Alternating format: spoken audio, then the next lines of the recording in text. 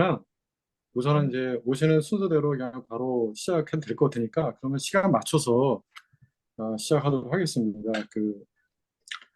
우리 들어오시기 전에 우리 박 실장님하고 얘기 좀 나눴는데 정식 소개를 하도록 하겠습니다. 저는 우선 오늘 사회를 맡은 예인교회 김남건이라고 합니다. 오늘 이렇게 오후에 좀 귀중한 시간들을 또 강사분 내주시고 또 여러 예배 드리고 나서도 아주 피곤하실 텐데 같이 해주셔서 감사를 드리고요. 저희가 그 전에 아카데미, 건장의 아카데미 이후에 이렇게 외부 강사 모시고 포럼 위로 처음으로 이제 교육을 하는 것 같습니다. 그래서 아마 저에게 의미 있는 시간이 될 것 같고, 그래서 오늘 그 잘 경청해 주시고 또 많은 그 인사이트를 얻었으면 좋겠고요. 질의응답은 게시판에 좀 작성해 주시고요. 말미에 또 질문하실 것들이 있으시면 말미에 해주시고 본인이 요약해서 짧게 그래야지 빨리 끝날 수 있으니까 그렇게 해서 부탁을 드리도록 하겠습니다. 강의하는 중에는 이제 마이크 좀 오프 좀 부탁드리고요. 자, 그러면은 우리 오늘 안전한 교회라는 주제로 오늘 강의를 진행해 주실 기독교 반성폭력 센터의 박신원 실장님 소개해 드리겠습니다. 예, 실장님. 네, 안녕하세요. 반갑습니다. 네, 아까 또 말씀드렸는데, 이렇게 주일날 아침부터 일찍 일어나셔서 몹시 피곤한 중에, 월요일도 다가오고 있는 몇 시간 안 남은 이 와중에 강의를 오신 분들은 도대체 어떤 분들이실까 되게 두렵기도 하고, 제가 또 실제로 만나면 굉장히 괜찮거든요. 재미있고. 그래서 실제로 만나면 네, 정말 재밌게 잘 서로 이야기를 나눌 수 있는데 이 줌이란 온라인이라는 공간은 그게 잘 안 통하더라고요. 그래서 어떻게 재미있게 이 시간을 의미있게 함께 보낼 수 있을까 참 많이 긴장됐습니다. 네, 저는 기독교 반성폭력센터에서 실장으로 네, 지금 섬기고 있고요. 제가 활동명은 춘풍입니다. 봄바람으로 네, 활동하고 있습니다. 그래서 그 춘풍, 특히 여러 바람 중에서도 봄바람은 새로운 계절을 기대하게 하는 느낌이 크잖아요. 그래서 누군가 좀 시리고 추운 그 마음에 좀 새로운 계절을 기대해 갔으면 좋겠다라는 느낌이 들기도 하고요. 또 저 스스로에게는 좀 더 자유롭고 자연스러운 사람이 되자라고 해서 춘풍으로 활동을 하고 있습니다. 제 이름은 부모님이 지어주셨는데 믿을 신자에 으뜸 원자에서 하나님 잘 믿으라고 신원이라고 지어주셨거든요. 네. 제가 이런 설명을 계속 드리는 거는 제 이름 잊어버리시지 마시라고. 네, 그래서 어떠한 일들이 있으시면 네, 하나님 잘 믿으라고 부모님이 강요했으나 네, 바람이 되고 주셨던 네, 춘풍을 기억해 주시면 좋겠습니다. 저희는 기독교 반성폭력센터에 대해서 잠깐 소개해 드리려고 합니다. 제가 저희 홈페이지를 잠깐 소개해 드릴게요.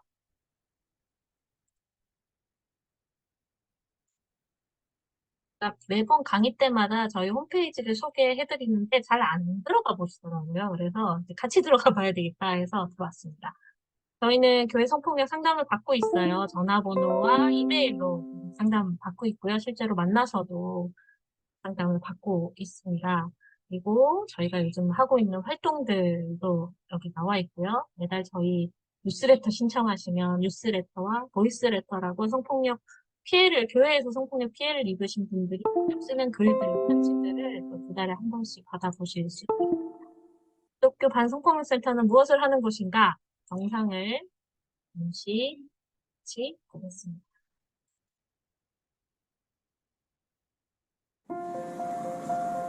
누구에게도 말하지 못했던 이야기가 있습니다.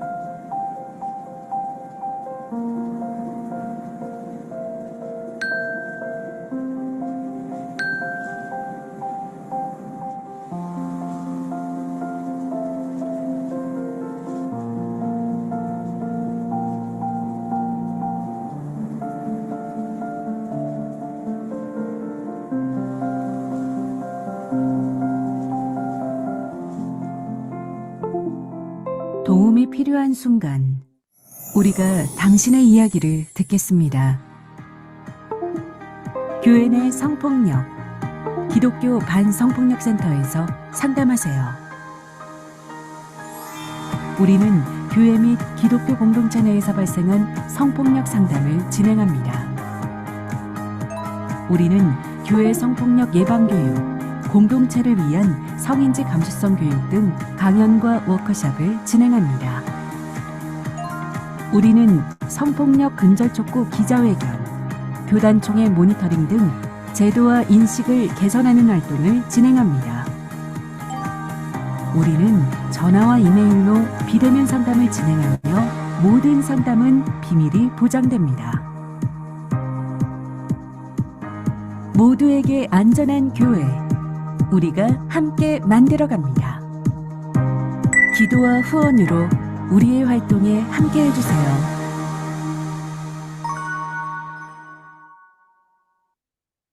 네, 저희를 좀 더 잘 소개해 보려고 저희가 홍보상 만든 거고요. 저희 관련해서 언론 보도, 그리고 저희가 발간한 자료들도 PDF들로 거의 다 다운받으실 수 있으십니다. 저희 홈페이지에 들어오시고, 저희 SNS로 잘 관리되고 있어서, 저희 SNS에서 페이스북이나, 네, 인스타그램이나 보시면 저희가 하는 활동들 계속해서 확인할 수 있습니다. 혹시 지금 화면이 공유가 저희 PPT 화면이 공유되고 있나요? 네. 그러면 이제 시작해 보도록 하겠습니다. 여러분들 얼굴이 잘 보이는 게 좋아서.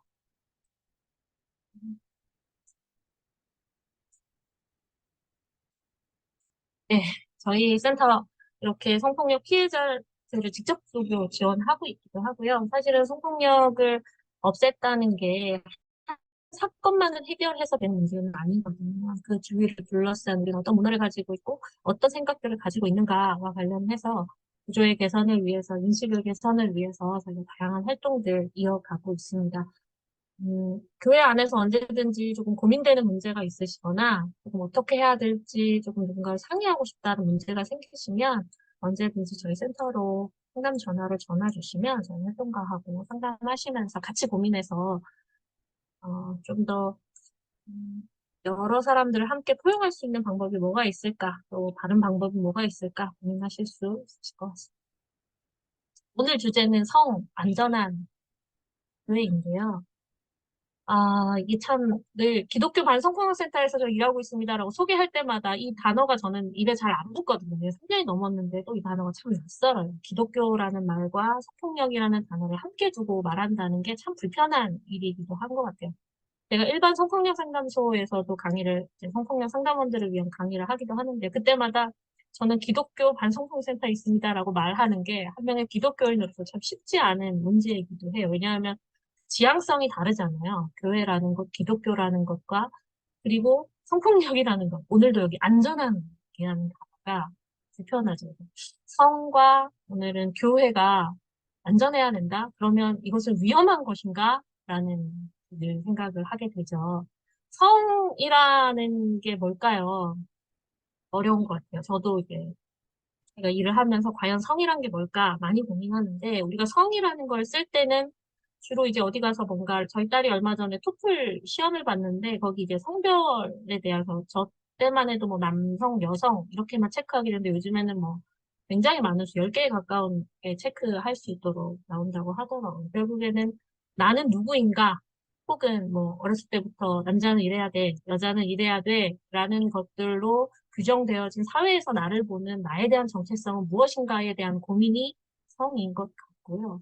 또는 나뿐만 아니라 누군가와 함께 살아가면서 나 아닌 다른 타인과 어떠한 관계를 맺고 살아가는가, 어떻게 인사를 하고, 어떻게 함께 살아가고, 어떻게 친밀함을 나누고 연대감을 나누고 있는가, 또한 깊은 애정을 같이 나누는가, 그 모든 것들을 포함하는 게 이제 성인 거죠. 그러면 성은 나에 대한 문제이기도 하고 우리에 대한 문제이기도 하기 때문에 공동체 안에서 굉장히 중요한 부분인 것 같아요. 저는 어디 가도 이제 저는 굉장히 사랑 애찬 문자거든요. 사랑은 너무, 그래서 제가 예수님을 좋아하는 것 같기도 한데, 사랑은 누군가를 치유하고 누군가를 안전하게 하고 한 것이라고 저는 이제 믿고 있어요. 그래서 그러면 이 성이라는 것이 정말 그 사랑 안에 있는 본질로 충만하게 하려면 어떻게 해야 되는가? 그러면 이제 그 상태를 저는 안전하다라고 말하는 거 아닌가? 라는 이야기 하기도 해요. 교회도 마찬가지입니다. 성과 교회를 놓고 안전해야 한다라고 말하는 게 너무 아프지만 그것처럼 너무 귀한 이 성이라는 것과 교회라는 것이 너무 소중한 것이기 때문에 때론 그것이 누군가에게는 굉장히 아프고 치명적이고 잔인하고 위험한 억압과 폭력이 될 수도 있다라는 이야기들을 함께 나누고 싶습니다. 오늘 교육을 하면 제가 주로 말을 많이 하잖아요. 그러면 의미가 없는 것 같아요. 성이라는 거는 나와 우리 모두의 문제야 이렇게 해놓고 제가 막 이래야 돼 저래야 돼 이렇게만 말하면 어쩔 수 없이 정보를 전달해야 되기 때문에 제가 말을 많이 하긴 하는데 결국에는 공동체 안에서 성과 관련된 폭력과 관련된 문제는 우리가 어떻게 생각하는가 나만의 문제가 아니고 함께 만나는 사람들의 생각을 서로 견줘보고 맞춰보고 서로 비교해보고 나는 아닌데라고 토론하는 그 과정이 너무너무 중요한 것 같아요. 그래서 오늘 먼저 우리가 시작하기 전에 성폭력 하면 우리는 무엇을 떠오르는가? 우리는 이걸 어떻게 생각하는가에 대한 이야기를 조금 나눠보면 좋겠다는 생각이 듭니다. 제가 채팅방에 그 패들렛이라고 우리가 함께 이야기 나눌 수 있는 사이트가 있거든요. 거기 주소를 남겨드릴게요. 거기에서 밑에 보면 더하기 표시가 있는데 거기에다 누르고 성폭력은 나는 하면 이런 이미지가 떠올라. 혹은 이런 단어가 생각나. 혹은 성폭력 하면 어떤 일 것 같아. 성폭력과 관련된 사람들은 이런 것 같고 또는 성폭력을 바라보는 사람들은 이렇게 생각하는 것 같고 이러한 부분이 있어 라는 부분들을 생각하시는 대로 자유롭게 써주셔서 발행을 누르시면 우리 전체가 함께 보고 우리 모두는 과연 성폭력을 어떻게 생각하고 있는가 한번 던져 보도록 하겠습니다. 그 익명으로 나오니까요. 너무 두려워하지 마시고 자유롭게 써주시면 되고 네, 주시고 많이 참여해 주시면 이야기가 더 풍성해질 것 같습니다. 채팅창에 네, 링크를 공유해 드렸어요. 써주세요. 밑에 더하기 표시가 있어서 눌러주시고 내용을 쓰시고 발행을 눌러주시면 됩니다.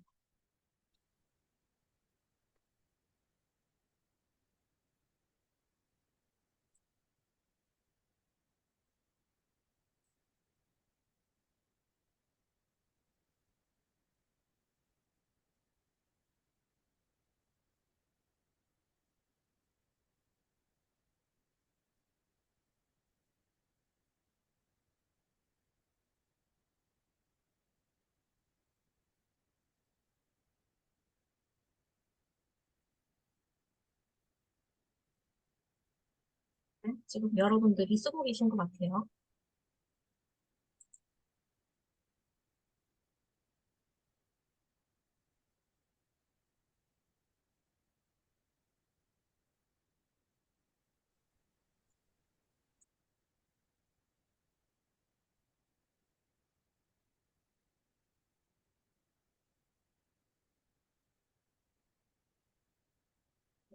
지금 우리가 쓴 것들이 패들렛 공유되고 있나요? 네, 지금 써주시는 분들도 있고, 네, 벌써 쓰신 분들도 있고, 성폭력 하면 우리는 어떤 게 떠오르는지 한번 볼까요? 보이고 계신 거죠? 제가 확신을 못해서 다 저 혼자 하고 있나? 여러분들 다 듣고 계시죠? 네. 보면, 중독된다. 성폭력은 중독된다. 가해자에 대한 얘기겠죠? 그다음에 성폭력은 말하기가 어렵다. 전자발찌. 성폭력 하면 전자발찌가 생각난다. 또 성폭력은 권력구조 안에서 일어난다. 성폭력은 은밀히 자행된다. 성폭력은 범죄다. 폭력은 폭력이다. 성폭력에 하면은 강제성. 그래서 강재성님인가 이렇게 이름이 혹시 나오는 거죠? 이제 강제성이 있는 그런 것을 말한다.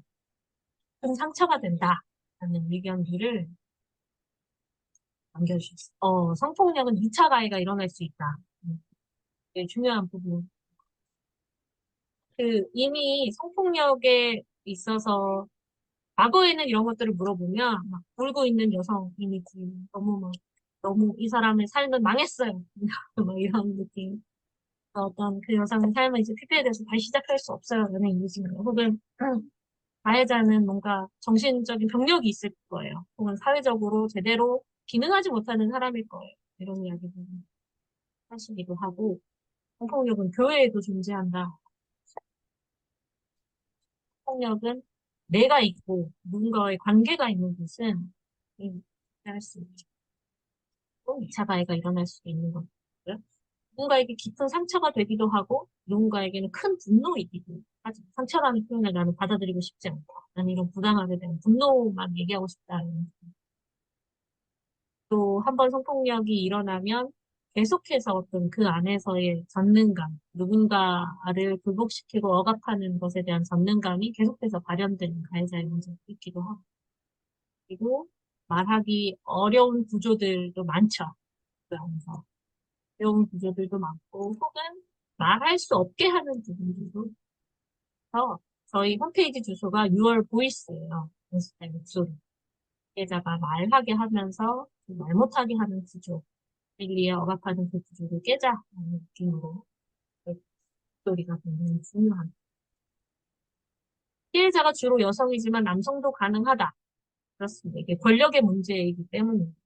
그러니까 저희가 이제 좀 이따 말씀드리겠지만 성폭력 사건이 굉장히 많은데 그렇지만 거의 99% 가까이는 피해자는 여성이고 가해자는 남성인 경우들이 많아요. 그렇지만 남성 피해자가 없는 것이다. 남성 피해자분을 상담하기도 했는데 좀 약간 어떤 공통점이 있었냐면 남성 피해자도 약간 그 공동체 안에서 어떤 여성스러운 느낌, 우리가 그 사회에서 여성스러움이라고 어떤 정의하는 그 영역 안에서 이 남성 피해자를 대한다고 할까요? 그런 느낌들을 여성화해서 대하는 느낌입니다. 폭력은 피해자의 탓으로 생각하는 경향이 있다. 다른 범죄들과 달리 그렇습니다. 우리가 뭐를 절도를 당하거나 대적인 폭력을 당하거나 사기 사건 뭐 이런 것들 은 다른 것보다도 성폭력은 피해자에 대한 책임론, 피해자가 뭔가 태도에 문제가 있지 않았을까? 짧은 치마를 입어서 그런 거 아닐까? 밤늦게 다녀서 그런 거 아닐까? 혹은 피해자의 평소의 행태와 뭐 행실이 문제가 있었던 거 아닐까? 유혹해서 그런 거 아닐까? 라는 피해자가 어떤 범죄를 유발했을 것이다라는 통념이 많이 있어요. 네. 얼굴을 보여달라는 건 제 얼굴을 보여달라는 말씀이시죠.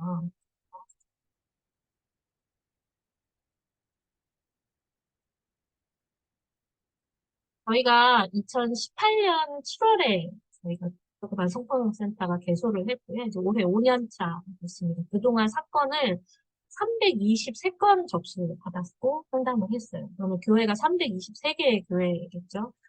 그 중에 이거는 이제 가해자를 중심으로 한 사건당이기 때문에 한 사건당 피해자가 여러 명 발생한 경우들이 굉장히 많아요. 그래서 저희가 만난 피해자는 379명이었습니다. 이거를 주차별로 이렇게 느슨하게 계산해 봤더니 주차별로 매주 새로운 사건이 1.6건. 매주 새로운 사건들이 발생하는 거죠. 여러분 뭐 가까운 곳에서 성폭력 사건을 경험할 일이 있었을지 모르지만 성폭력 사건은 많은 사람들이 관계돼 있고 사실 그 해결 과정이 쉽게 빠르게 끝나지 않습니다. 저희가 사법 진행하는 거는 2018년에 접수받은 거는 아직도 지원하는 사건도 있거든요. 사법 과정이 3년, 훨씬 더 길게 진행되는 과정도 있고 여러 가지 다시 중단되었다가 다시 이제 연결되는 건도 있고 그래서 그러면 매주 새롭게 사건이 나오고 그전까지 지원됐던 사건도 하면 얼마나 많은 사건들이 제가 이전에는 그 자살 위기 상담 이제 교육을 받으러 갔었는데 거기서는 한 분의 어떤 자살 사건이 생기면 상담을 하기 위한 인원을 몇 명으로 잡을까요? 질문. 100명으로 잡는다고 하시더라고요.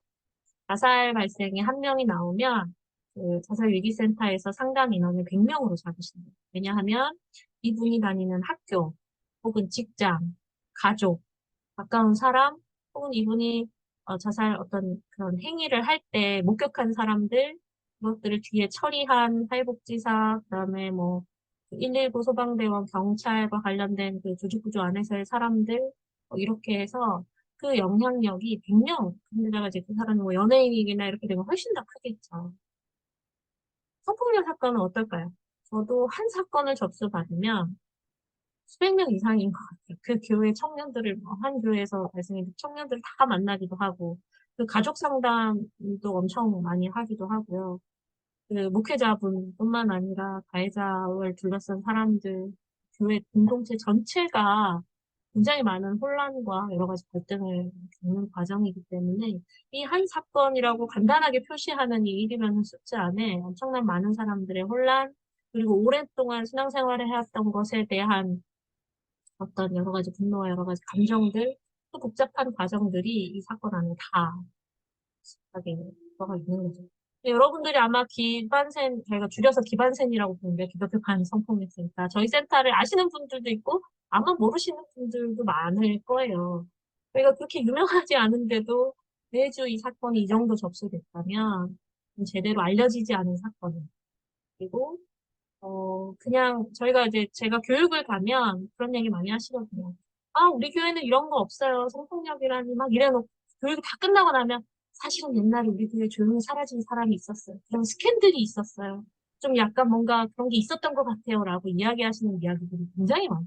혹은 내 모교회가 아니면 우리 동네 옆교회가 혹은 뭐 예전에 있었던 어느 사역자가 라고 하시면서 나오는 그 공개적으로 공개되지 못하고 공론화되지 못하고 발화되지 못한 사건들이 그 공포줄기처럼 줄줄이 엄청나게 많은 이야기들을 많이 듣게 됩니다. 그렇게 저희 쪽에 접수되지 못했고 연결되지 못했지만 숨겨지고 누군가의 그냥 버려짐으로 됐던 이야기들까지 친다면 교인의 성폭력 사건이 얼마 정도나 될까? 또한 그와 관련된 사람들의 이야기는 얼마나 될까? 그와 영향력에 대해서 다양한 생각을 오늘은 이야기를 나누면서 뭐가 없어졌네요. 네. 오늘은 크게 두 가지 이야기를 나눠보려고 해요. 첫 번째는 성폭력은 뭘까? 이미 이제 회사나 학교에서 교육을 기본으로 받으신 분들도 있으실 것 같아요. 그래서 오늘 아까 테들에서 이야기 나눌 때 이미 이제 중요한 단어나 중요한 관점을 가지고 계신 분들도 많이 있으실 것 같아서 그래도 우리가 기본적으로 성폭력은 뭘까? 어떻게 이해해야 될까에 대한 부분 하나라고 두 번째는 우리 공동체에서 성폭력 사건이 일어난다면 내가 이제 속한 공동체 안에서 성폭력과 관련된 일들이 일어난다면 과연 우리는 무엇을 할 수 있을까? 두 가지만, 짧게 두 가지만 하겠습니다. 많이 할 수 있지만, 다들 얼굴 표정이 굉장히 심각해지셔가지고, 네. 심각하지만 즐겁게 하시면서 들으시면 좋겠습니다. 성폭력 뭐라고 할 수 있을까요? 우리가 보통 상식적인 수준에서 또는 이제 법적인 내용 안에서 성폭력은 상대방의 의사에 반해서 성적인 자기 결정권을 침해하는 모든 행위를 말한다라는 것들로 우리가 상식적인 수준에서 이야기되고 있죠. 좀 더 짧게 말하면 동의 없는 성적 접촉이다. 네, 이야기를 합니다. 상대방의 의사에 반한다. 동의하지 않았다는 거죠. 성적 자기 결정권이라는 게 성적으로 자기 스스로가 결정할 수 있다는 얘기겠죠. 물론 이것 안에는 여러 가지 또 생각해야 될 고민들이 많긴 하지만 어쨌든 간략하게 보면 아 그것들을 침해하는 성적 행위구나라고 언어적으로 할 수 있습니다. 우리가 성폭력을 생각할 때 주로 아까 범죄라는 이야기를 했지만 성범죄라고 할 때는 우리가 아는 사법적인 구조 안에서 어떤 실형을 받는 것들 우리가 성범죄라고 구분을 하거든요. 근데 여기 이제 법률 관계자가 계실까 봐 제가 말을 좀 조심스럽기는 한데 법률 안에서 성폭력은 굉장히 제한적으로 우리는 이렇게 뭐 저희가 사건 지원하다 보면 교단이나 교회에서 그러면 고소하세요. 고소해서 뭐 이 사람이 잘못했다라는 형을 받아오세요. 그러면 우리 교회가 인정하겠습니다. 우리 교단이 뭐 치기하겠습니다. 징계하겠습니다. 이렇게 얘기하시는 분들이 많으세요. 근데 법률은 굉장히 최소협의로 그 안에 법률이 규정하는 그 안에서를 해석하기 때문에 한계가 있는 단어이기도 합니다. 그래서 성범죄와 성폭력은 그 범위와 그 내용의 이해가 좀 다르긴 해요. 성폭력은 훨씬 더 광범위하게 있는 부분이긴 하죠. 어쨌든 형법상에 있어서 이제 성폭력은 이제 우리가 흔히 아는 강간과 강제추행에 대한 이야기는 하는데 이것이 선행되어야 하는 요건이 있습니다. 그것이 바로 파란색 글씨거든요. 폭행이나 협박이 있어야 됩니다. 근데 이제 폭행과 협박이 어느 정도 수준으로 있어야 되냐? 어, 그, 벗어날 수 없을 정도.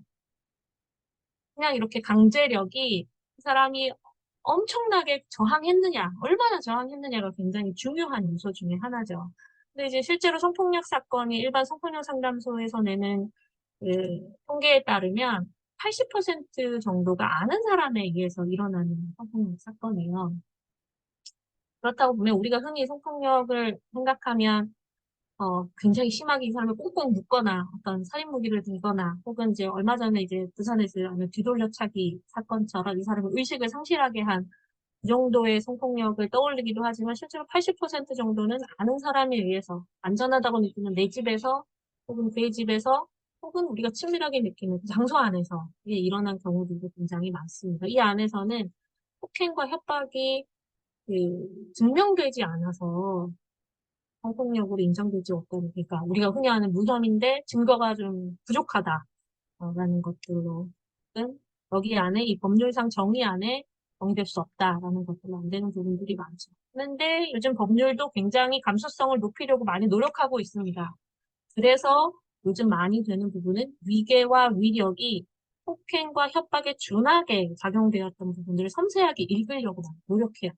위계는 거짓말에 해당되는 이 성폭력을 거짓말로 속여서 성폭력이 아닌 것처럼 속였다는 것들이 위계이고요. 위력은 우리가 잘 알듯이 직장 관계 안에서 혹은 뭐 여러 가지 구조 안에서 가진 힘을 이용해서 이 사람이 거절하지 못하게 할 수밖에 없는 그 무형의 힘을 이용해서 협박과 폭행에 준하게 일어난 사건들을 굉장히 섬세하게 읽으려고 합니다. 그러면 교회에서 일어난 사건은 어떨까요? 폭행과 협박이 많이 일어날까요? 교회에서 일어나는 성폭력 사건은 오히려 가해자가 울거나 내가 너무 힘들고 내가 너무 어렵다라고 호소하는 경우들이 훨씬 더 많습니다. 그 구조 안에서는 피해자보다 훨씬 더 약자의 모습을 하고 있는 경우들이 많아요. 그러니까 뭐 이렇게 어려움이 있다, 네가 나를 도와야 된다라고 호소하는 부분들이 많이 있는 거죠. 그래서 주로 법률상에 있어서는 위력에 의한 성폭력, 우리가 요즘 그루밍이라는 이야기들 많이 하는 것들 있죠. 길들이는 거. 이 사람이 이 관계 안에서의 길들여서 이 사람의 말을 수용할 수밖에 없는 관계와 그 구조를 만드는 것이 이제 위력에 의한 성폭력으로 많이 해당되는 영역들이 많습니다. 성폭력 우리가 흔히 알듯이 그냥 단순히 성폭력은 훨씬 더 광범위한 범위고요. 그 안에서 우리가 아는 성폭행이라는 단어는 강간과 관련된 중간간, 유사강간 등의 강간과 관련된 행위들을 지칭하는 단어고요. 성추행은 간음 이외의 성적인 접촉 관한 것들을 성추행이라고 합니다. 성희롱은 색깔이 조금 다르죠. 법률상의 적용이 조금 다릅니다.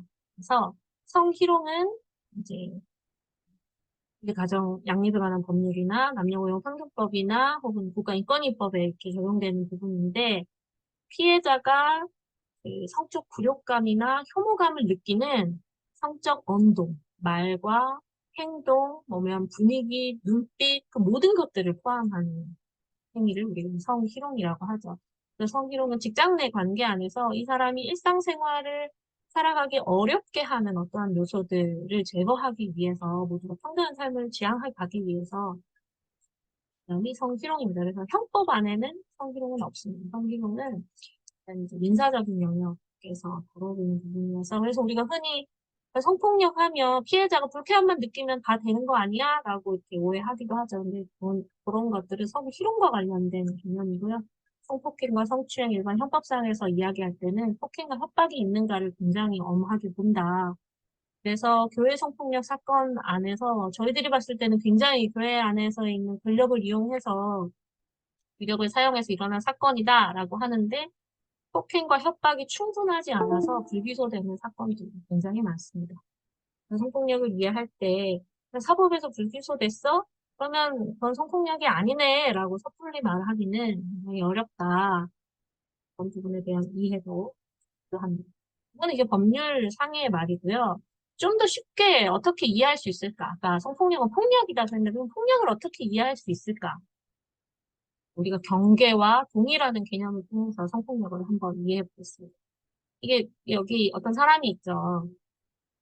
제가 어린아이들 많이 만나는데 아이들한테 나는 누구 것일까요? 라고 물어보면 내 거요. 이거 대답 되게 잘하거든요. 근데 의외로 교회에 가서 여러분은 누구의 것입니까? 라고 물어보면 뭐라고 대답하실까요? 어떤 목사님 벌떡 이랬으니 저는 주님의 것입니다. 이러시더라고요. 그래서 이 다음 교육을 이 다음 내용을 어떻게 해야 되지? 그래서 굉장히 당황했던 것이 있는데요. 이제 그런 것 같아요. 교회 안에 있으면 나는 내 것이 아니다라는 이야기들을 늘 다루잖아요. 나의 주권은 어디 있는가? 하나님에게 있다. 그런데 그 많은 성폭력 사건에 있어서 그 내 주인이 내가 아니고 하나님이다라고 하면서 하나님의 자리를 대체하려는 것들이 너무나 많습니다. 때로는 자기 욕망이라서 스스로 속이기도 하고요. 혹은 누군가 쉽게 하나님의 뜻이 이거야라고 하면서 이 나의 주권을 나의 어떤 이 주인된 결정권을 다른 사람이 침해해가는 경우들이 너무 많은 거죠. 하나님의 것이기는 한데, 그리고 하나님이 나를 자기 형상대로 지으시면서 누구도 빼앗길 수 없는 존귀함을, 존재의 가치를 나에게 주셨다라는 나의 주체성을 가지는 것들이 굉장히 중요한 것 같아요. 근데 교회에서 이제 우리가 보통 순종과 어떤 섬김과 이런 개념들을 배워가면서 이러한 부분들이 상실되어지는 경우들이 많아서 내가 내 목소리를 내도 될까? 내가 나의 생각이 밝다고 얘기해도 될까?에 대한 그 어려움이 있는 그래서 그 자리나 그 공동체가 불편하고 목소리를 낼 수 없고 그래서 교회라는 데 있으면 저희 딸이 가끔 그러거든요. 엄마 난 교회 가면 감옥 같아 라는 이야기를 많이 하는데 답답함을 많이 느낀대요. 아무도 너를 묻지 않는데 왜 감옥이라고 느끼니? 거기서는 내가 나일 수 없다라는 이야기들을 많이 하거든요. 내 목사 딸이잖아. 내가 엄마 딸이잖아. 여기서는 이렇게 해야 될 것 같아 라는 그 본능적으로 느끼는 강압적인 요소들을 되게 불편하게 느끼는 것 같아요. 그래서 너는 하나님이 너에게 주신 존귀한 가치를 잇는 그것들을 네가 스스로 결정하고 또한 그에 대한 책임도 져야 하는 그런 결정권을 가진 소중한 사람이다. 라는 이야기를 저희 자녀에게 많이 해주려고 하는데요. 그리고 제가 만나는 사람들에게 많이 해주려고. 우리는 이런 인권이 있기 때문에 천부 인권이라고도 하고 그 가치 결정권을 내 스스로 느낄 수 있기 때문에 내가 관련된 이 인권적인 나의 가치를 내 스스로 결정할 수 있죠.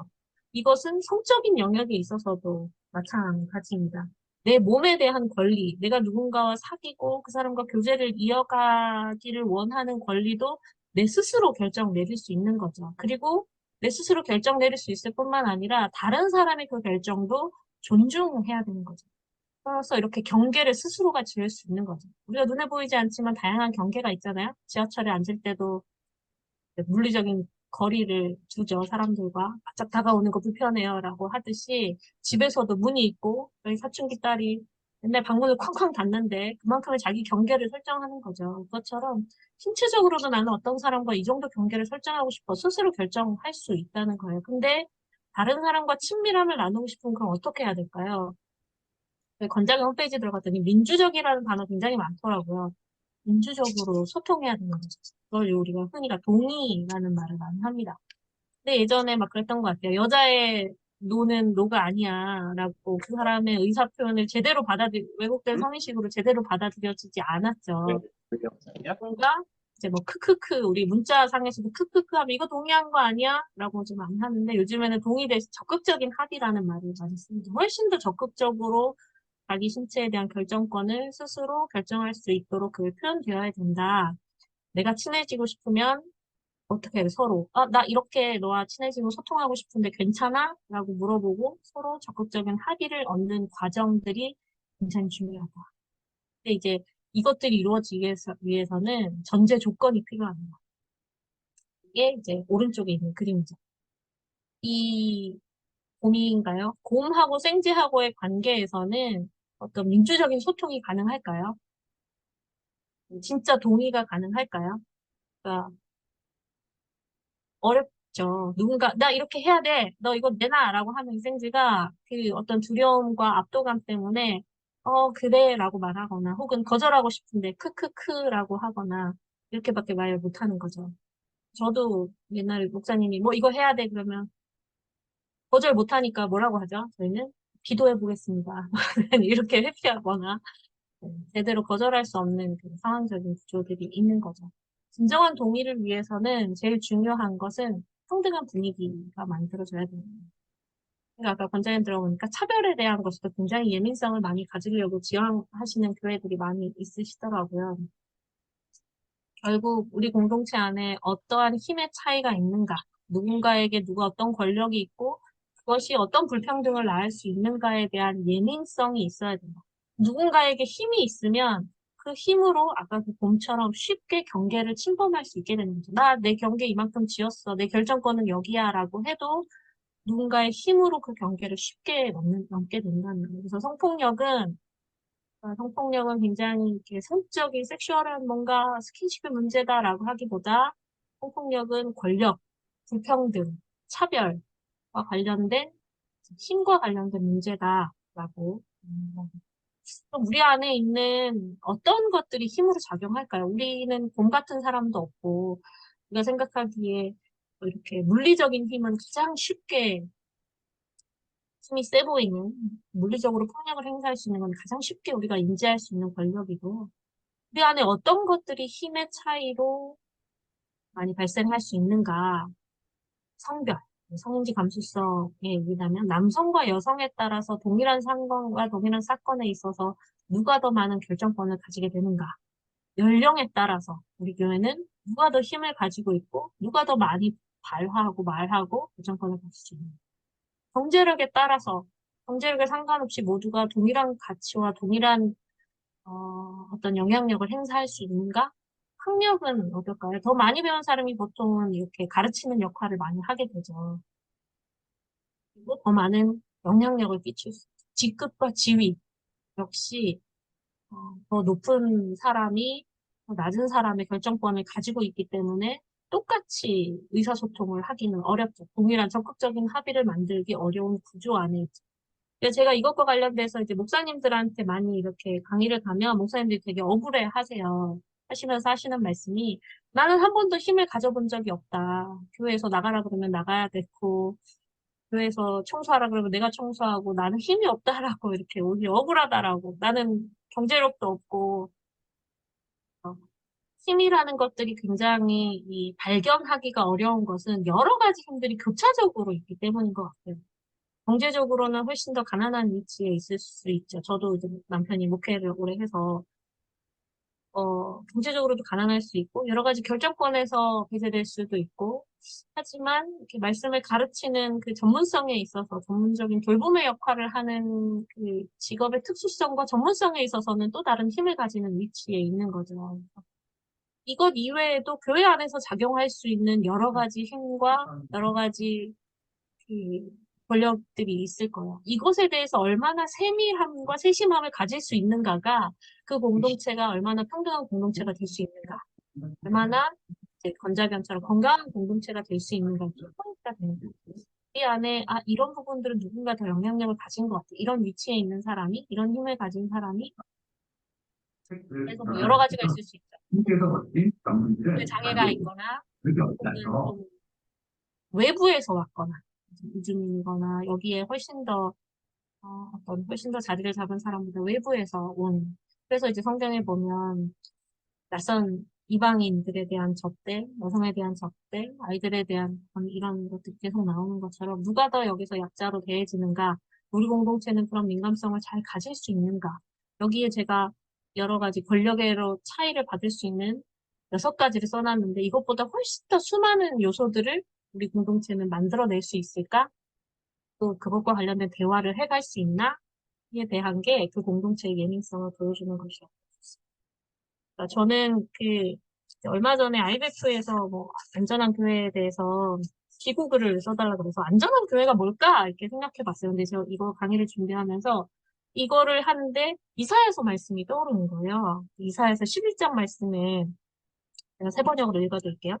그때는 이리가 어린 양과 함께 살며 표범이 새끼 염소와 함께 누우며 송아지와 새끼 사자가 살찐 짐승과 함께 풀을 뜯고 어린아이가 그것들을 이끌고 다닌다. 암소와 곰이 서로 벗이되며 그것들의 새끼가 함께 누우며 사자가 소처럼 풀을 먹는다. 젖먹는 아이가 독사의 구멍 곁에서 장난치고 젖된 아이가 살무사의 불에 손을 넣는다.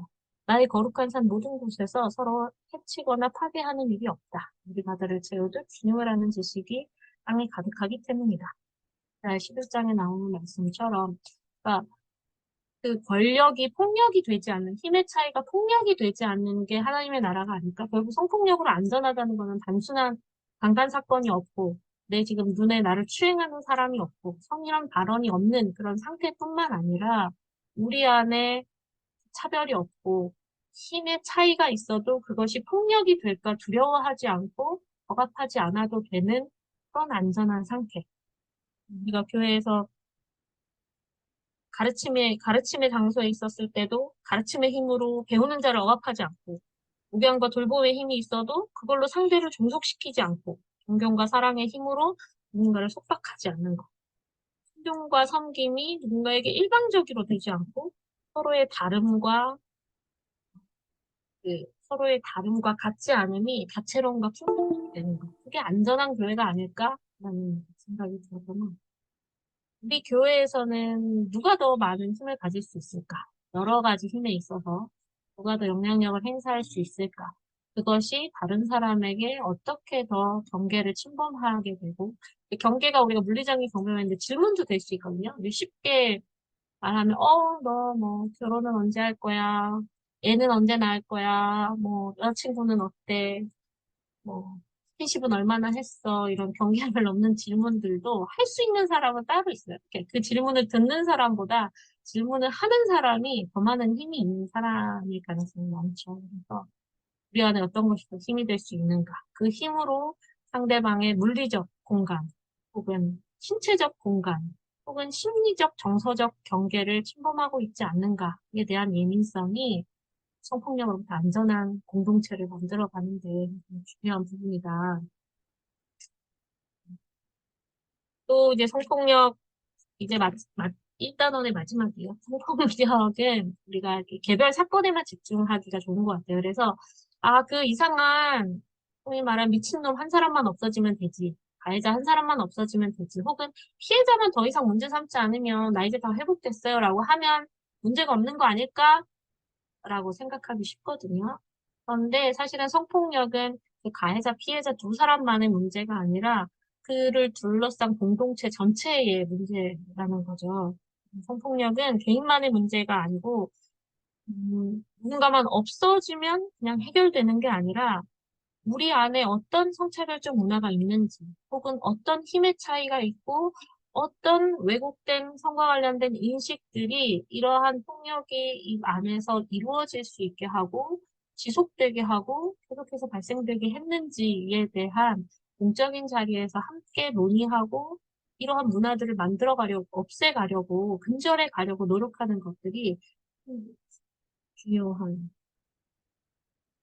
우리 교회는 성차별적 문화 없는데, 남자, 여자 다 하게 하는데, 이제 라고 할 수 있어요. 특히 저희가 설문조사를 했었거든요. 1000명을 대상으로 설문조사를 했는데, 큰 교회보다 작은 교회는 성적 역할 분배가 훨씬 더 성별에 따라서 명확하게 나누어 있지 않고, 그냥 달란트에 따라서, 그 사람의 재능에 따라서 훨씬 더 평등하게 섬긴다라는 결과가 나왔어요. 왜냐하면 이제 사람이 작기 때문에 누구나 다 재능에 따라서 열심히 봉사해야 되는 거죠.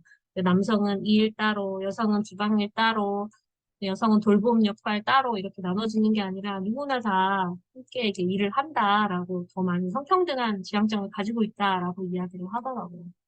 그러면서도 훨씬 더 여성은 종속적이고 보조적인 존재로서 교회에서 역할을 하고 있지 않나? 그리고 똑같은 결정권을 내려도 교회의 전체적인 결정권에 있어서과 여성의 결정권은 조금 더, 큰 교회 같은 경우는 굉장히 차별이 되거든요. 큰 교회, 이제 교회 재정과 교회 계획과 사업에 있어서는 남성들이 더 많이 모여있는 당회를 중심으로, 여성들이 모인 곳에는 우리 가정일을 어떻게 하고 아이들을 어떻게 돌보고 하는 영역들로 굉장히 분업화되어 있죠. 이제 그것이 보완이 아니고 사실은 차별을 근거로 한다라는 것에 대한 인식. 그리고 왜곡된 성인식, 여성의 가치는 어떤 성적으로 것에 이제 적으로 대상화하는 것이 있다라는 개념을 바탕으로 여성은 더 예뻐야 되고 아름다워야 되고 날씬해야 되고 우리 교회는 그런 생각 안 하는데요라고 하지만 그런 생각과 연결되어져서 많은 분들이 이제 저희한테서 상담 전화 오시면서 너무 불편하다 그런 식의 칭찬이 칭찬을 건네고자 하는 말이, 너 더 예뻐졌다, 너 더 날씬해졌다, 뭐, 이런 것들로 이어지는, 그것과 연결되어지는 선상에서의 성희롱적 발언이 너무 많이 불편하다라고 신고되는 것도 많이 있습니다. 그래서 단순한 단일 사건이 아니라 우리 안에 있는 문화와 우리 안에 있는 언어와 우리 안에 있는 여러 가지 구조들이 어떠한가를 살피는 것이 성폭력 발생에 있어서 중요합니다. 그러면 이제 교회 성폭력은 어떤가? 이때까지 성폭력이나 성폭력에 관련된 이야기를 했는데요. 교회 성폭력도 이와 관련된 똑같은 연장선상에 있습니다. 우리나라의 그 교단 중에 성폭력 처리 지침서가 있는 곳이 기장, 감리교, 뭐 통합, 그다음에 연애 침례교 뭐 이렇게 몇 군데가 이제 매뉴얼을 가지고 있는데 기장에서는 교회 성폭력을 이렇게 정의하고 있습니다. 성폭력이란 권력이나 힘의 차이를 이용하여 상대방의 동의 없이 상대의 성적 자기결정권을 침해하는 언어적, 신체적, 정신적 모든 행위를 포함한다. 뿐만 아니라 성폭력에 대한 불안감이나 공포심, 그로 인한 행동의 제약도 감성적인 성폭력이라고 할 수 있다라고 해서 훨씬 더 어떤 불안과 것들이 일어날 수 있을 것 같은 두려움까지 포괄하고 있는 거죠. 그 중에서도 특히 개인의 쾌락을 위하여 자신의 권리와 권력을 남용하여 착취하거나 그 안에 있는 신뢰의 관계를 오용하여 상대로부터 이점을 얻는 등 기독교의 윤리 원칙을 위반하는 이유로 목회적 돌봄하에 있는 사람들에게 신앙 행위를 빙자한 성적 행위는 모두 성폭력이며 이는 가해자의 물리적 힘의 행사나 피해자의 저항 유무와 관계없다. 가해자의 윤리적 힘의 행사라고 한 것은 아까 형법안에서 다뤄지는 것처럼 폭력과 협박이 없더라도 이는 그가 가진 지위에서의 권위를 남용한, 그다음에 오용한 사건에 있어서는 성폭력이라고 이미 정의하겠다라는 의지가 담겨 있는 선언인 거죠. 종교적 지위, 그리고 영향력, 차별적 문화, 특수성이 위력으로 작용해요. 교회 성폭력에 있어서는 어떤 협박과 폭력보다는 그가 가진 종교적인 지위나 가지고 있는 영향력이나 혹은 교회 안에 문화 안에서 잘 표현하지 못하고 수동적으로 하고 누군가를 섬기고 이 섬기는 게 너의 역할이야 라고 하면서 성폭력에 유인하는 경우들이 많아서 이런 특수성이 어떻게 작용했는가 파악하는 게 중요해요. 이제 성폭력이 뭔가에 대한 이야기는 끝났어요. 계속 저만 이야기를 해야 돼가지고 저도 부담스럽고 들으시는 분도 고통스러울 것 같은데 지금까지 어떤 단어들이 기억에 남으세요? 제가 이야기를 들을 수가 없어서 제가 강의를 가면 다 이렇게 여쭤보는데 동의에 대한 이야기도 나왔고 성적 자기결정권 그다음에 이제 성폭력 뭐, 경계 여러 가지 단어 권력 힘의 차이 힘의 차이, 힘의 차이. 네, 네, 이런 이야기들이 나오죠. 성폭력을 이해할 때 이러한 단어들을 중심으로 성폭력을 이해해야 된다. 이제 성폭력 사건 해결로 가볼까요? 너무 막 고통스러워하시면 괜찮으시죠? 아, 네, 이제 과연 사건으로 들어갑니다. 우리 공동체에 성폭력이 발생한다면 어떤 느낌이 드세요? 혹은 어떻게 해결할 수 있을까요? 나는 무엇을 할 수 있을까요? 그러니까 아까처럼 패들렛을 공유해 드릴게요. 여기에다가 우리 공동체에서 성폭력 사건이 발생했어요. 그러면 나는 무엇을 할 수 있을지 한번 서로 이야기를 던져보세요. 패들렛에 이야기를 남겨주시면 우리 교회 누군가가 나에게 찾아와서 내가 이런 일이 있습니다. 어떻게 할까요? 라고 하면 나는 무엇을 할 수 있을까?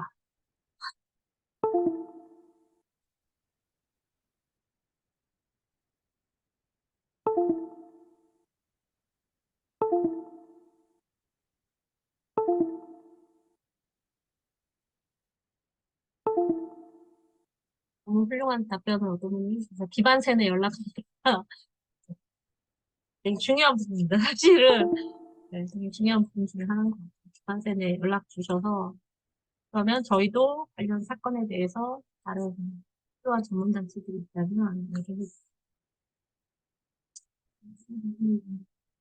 무엇을 할 수 있을까요? 쉬는 동안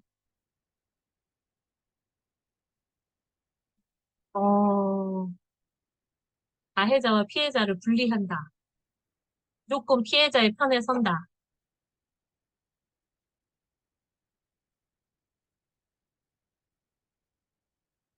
계속 써주세요. 제가 이따가 또 더. 음,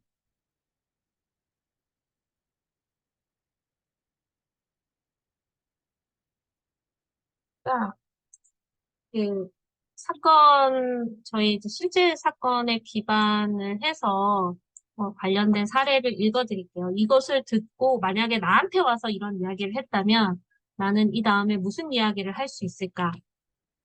이런 이야기를 해주시면 좋을 것 같아요.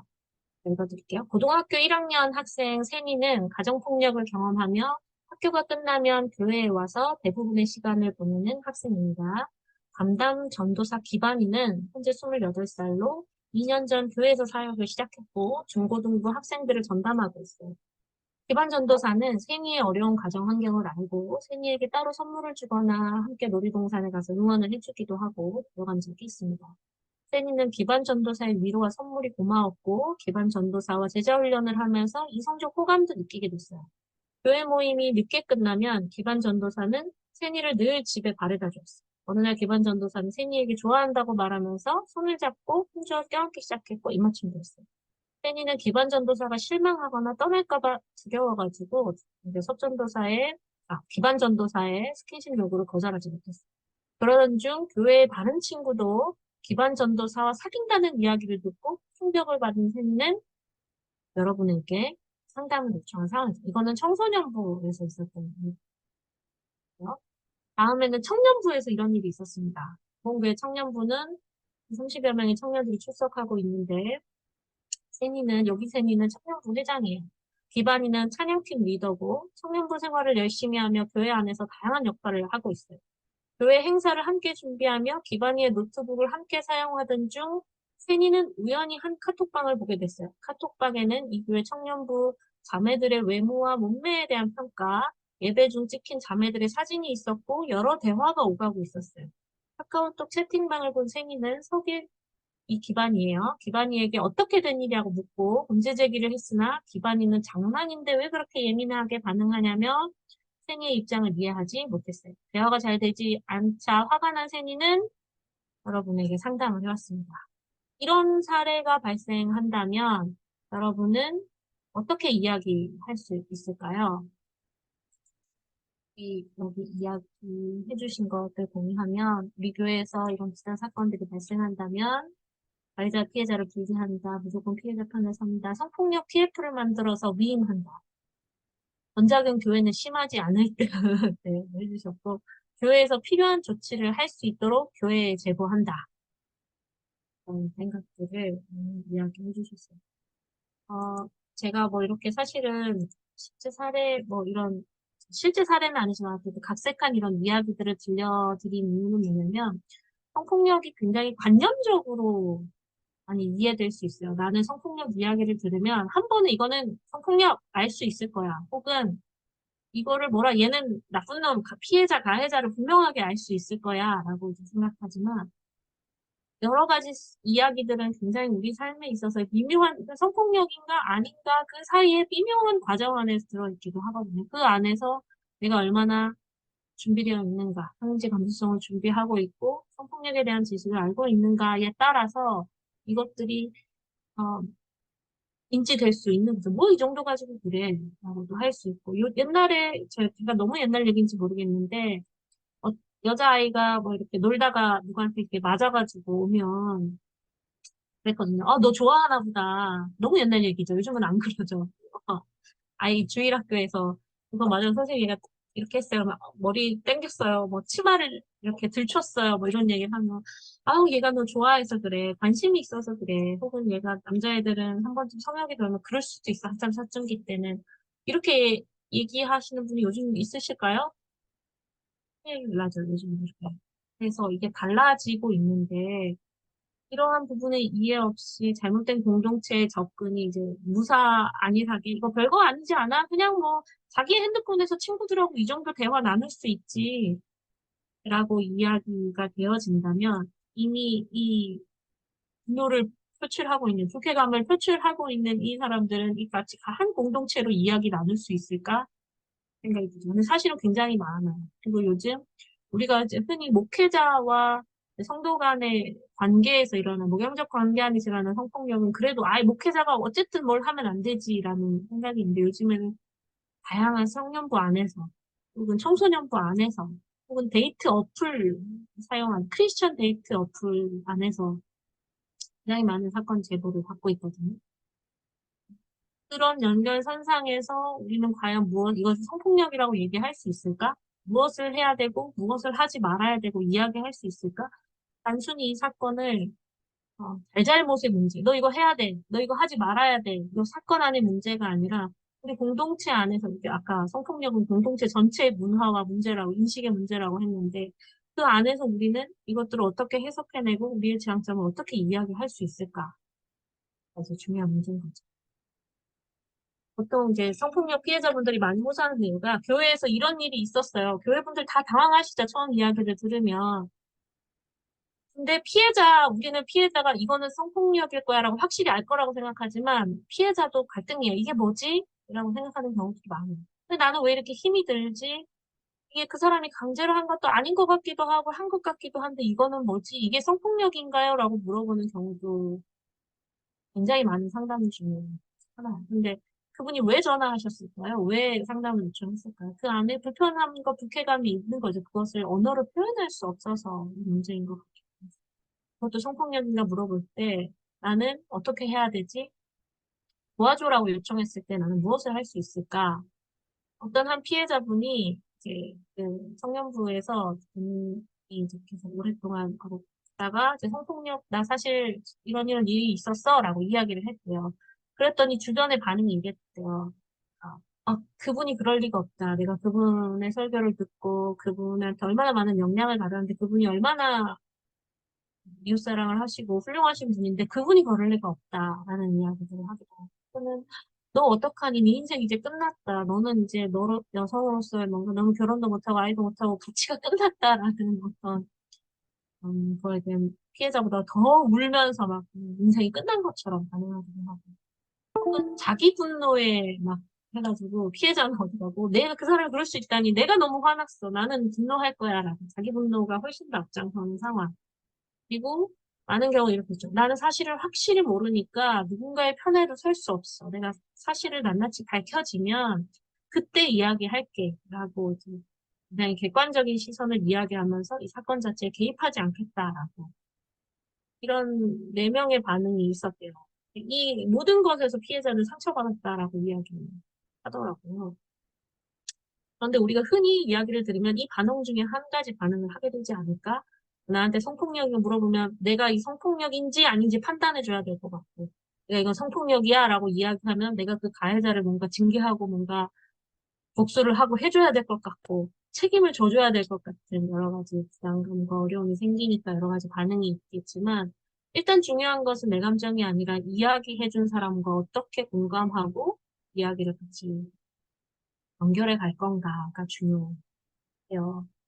이것은 영화계 이제 영화계 그 안에서의 성폭력 사건을 지원하는 든든이라는 곳에서 만든 거예요.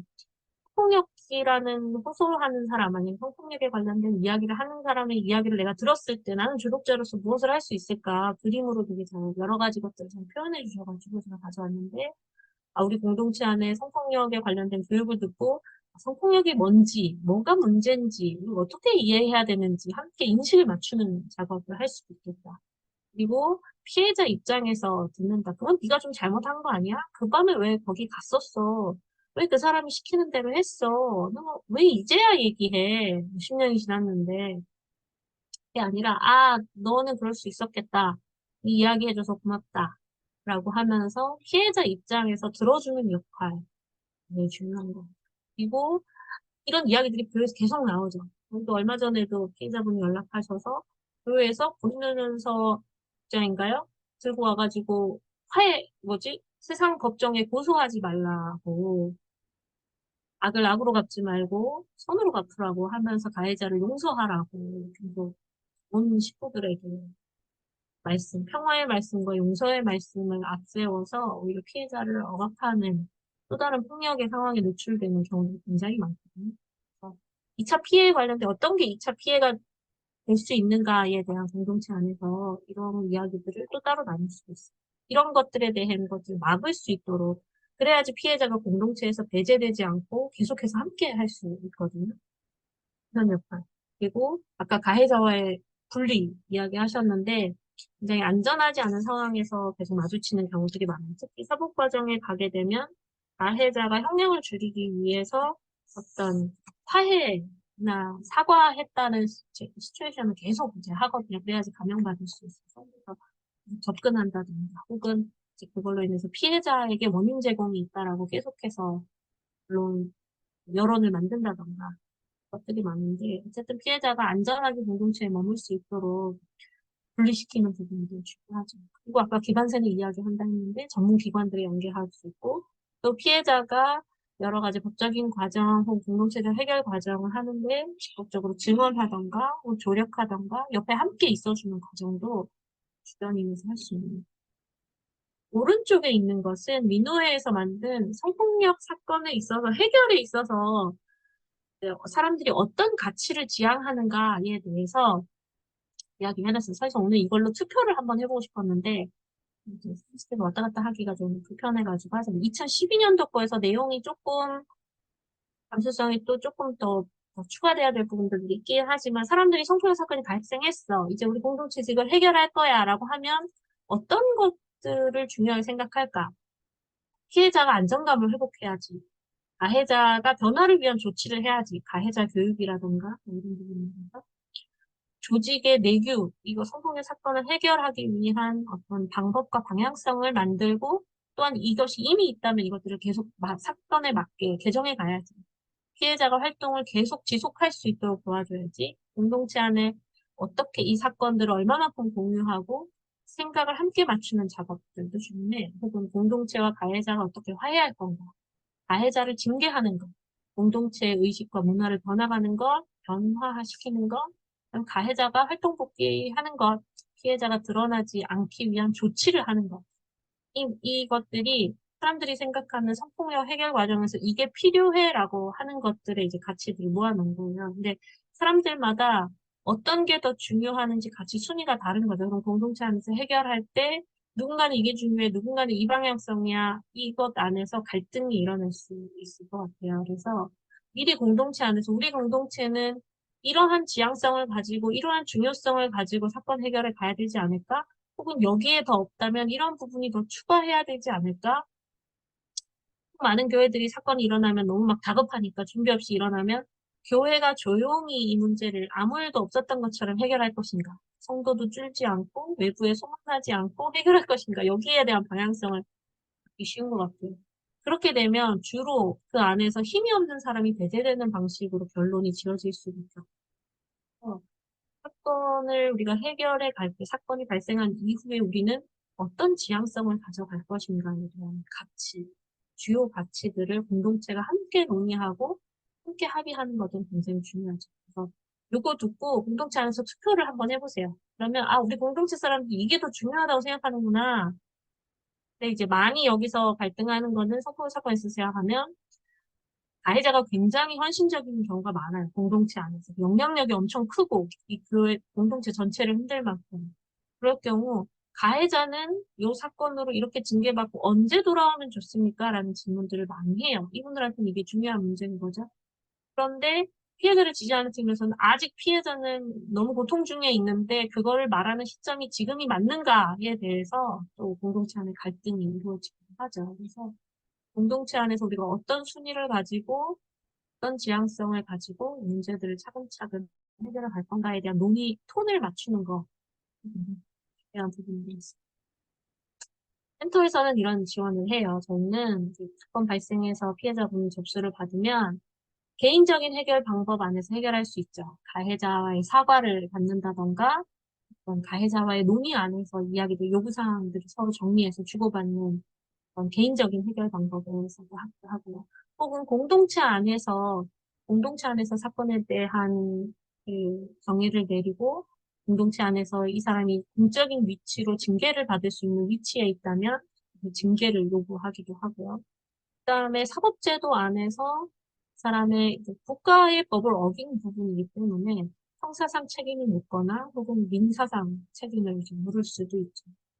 개인적인 해결이나 공동체적인 해결이나 사법적인 제도 해결 모두 다를 피해자는 요구할 수 있죠. 이 모든 해결을 통해서 개인적인 해결뿐만 아니라 여러 사람과 대화하고 또 다른 여러 가지 인권적인 활동을 하면서 또 다른 한 사람으로서 자기 주체성을 회복해가는 이 전체 과정이 폭력적 해결이다라고 저는 생각하고 지원하고 있어요. 교회에서도 피해자가 내가 뭘 할 수 있어? 라고 묻는다면 성폭력이 사건이 발생하고 난 다음에 가해자의 개인적인 관계에서 문제를 해결할 수 있고 공동체적인 구조 안에서 공동체성 안에서 사건을 해결하고 공동체 전체가 변화를 위해서 투신하는 헌신하는 과정을 밟아갈 수도 있고 또 사법적인 결과를 갈 수도 있다라는 선택의 과정에 대해서 피해자가 고민하면서 본인의 회복을 위해서 본인의 어떤 방향성이 있어서 어떤 것들이 좋을지에 대해서 충분히 논의하고 숙고하고 함께 이야기를 나누는 것들이 주요한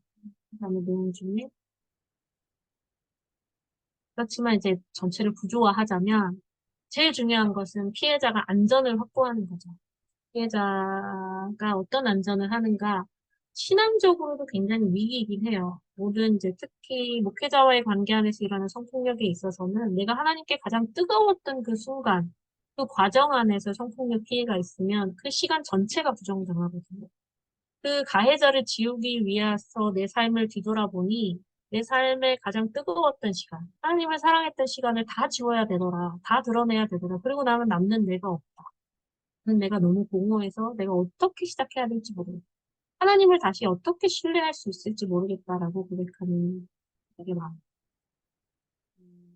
당장 신앙은 물론 당장 회복해야 되고 당장 그건 하나님과의 관계 안에서 오랜 시간 안에서 이제 해결해야 되는 부분이기 때문이지만 신앙적으로도 너무 낙심하지 않도록 또 심리적으로도 여러 가지 공황장애와 수면장애와 여러 가지 위기 상황의 경험을 할 수 있게 심리적으로도 신체적으로도 혹은 여러 가지 불안 장애로 인해서 정상 생활이라 좀 그렇지만 직장 생활이나 당장 어떤 학업이나 이런 부분에 어려움을 겪는 분들 이런 부분에 대한 새로운 다방면의 어떤 보호를 만드는 거죠.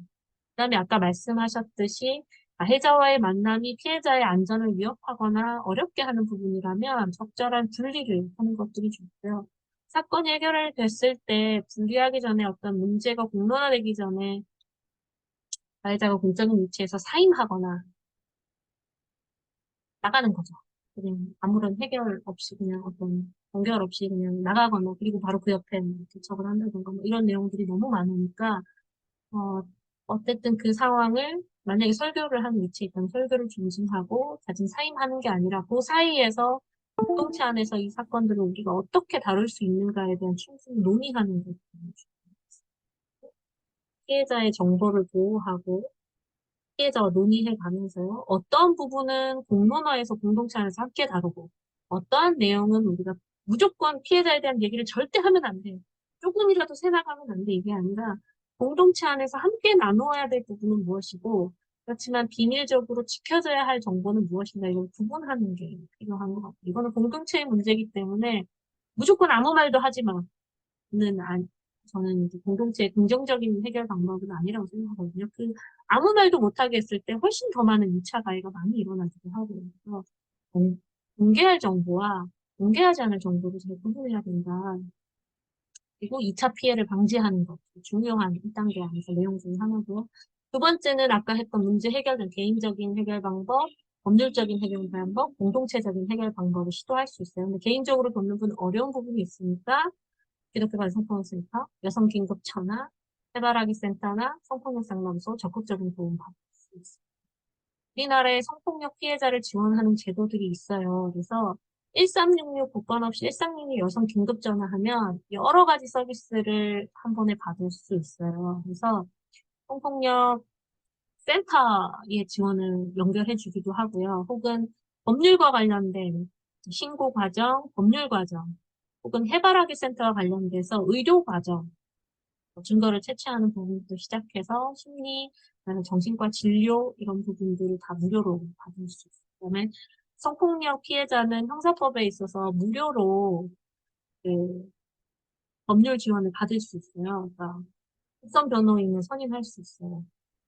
그런 부분들까지 적으로 그다음에 지금 단지 일시적인 어떤 보호 장소가 필요하다라고 한다면 피해자 보호시설까지 연결될 수 있으니까 그리고 병원비 지원이나 법률 지원이나 여러 가지 지원을 받을 수 있으니까 너무 혼자 이걸 나 혼자 감당해야 되는 어떤 부분이다라고 하지 말고 그럴 수 있는 어떤 서비스를 받으시는 이 성폭력 상담소랑 연결된다면 피해자가 만약에 법적인 과정, 병원을 가야 된다거나 어디를 한다면 함께 동행해주고 증거 때문에 어떤 경찰서에 가서 증언을 해야 하는 과정들도 동행 서비스로 함께 해주기 때문에 훨씬 더 안정된 상태에서 여러 가지 지원을 할 수 있거든요. 그래서 혼자가 아니고 여러 가지 도움을 받을 수 있다.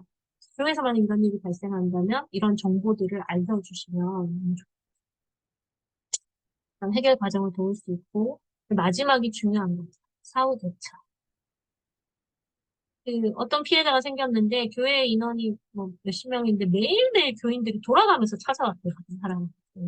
그래서 그것 자체가 너무 매일 와서 이 사람이 진짜 그랬어? 라고 모두가 다 물어보는 거죠. 그래서 엄청난 정신적 피해를 입었다라고 호소하는 경우들도 있는데 이것이 단 하나의 뭔가 물론 교인분들이 너무 걱정하고 우리의 이런 일이 있었다면 내가 적극적으로 이것들을 해결을 위해서 내가 도와야 되겠다라는 마음이신 거는 이해해요. 이해하는데 그것 또한 피해자한테 계속 어려움이 될 수 있으니 그 안에서 이 역할을 감당하는 게 중요합니다. 감당 기구를 만들고 피해자를 지원하는 사람, 상담하는 사람, 건이 어떤 것인지 우리가 파악하기 위해서 아까 TF 이렇게 만든다고 하셨는데 그런 것들을 할 사람 나눠놓고 그 사람들은 평소에 우리가 어떤 성인지 감수성을 가지고 있는가, 우리가 어떤 예민성을 가지고 있는가에 대해서 계속해서 스스로를 감찰하고 성찰하는 과정들을 준비해 가셔야겠죠.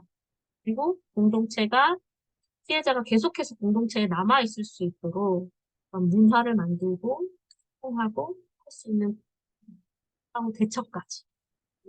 단계로. 이걸 정말 사건이 있을 때 이걸로 매뉴얼처럼 탁탁탁 맞게 되는가? 그렇지 않아요.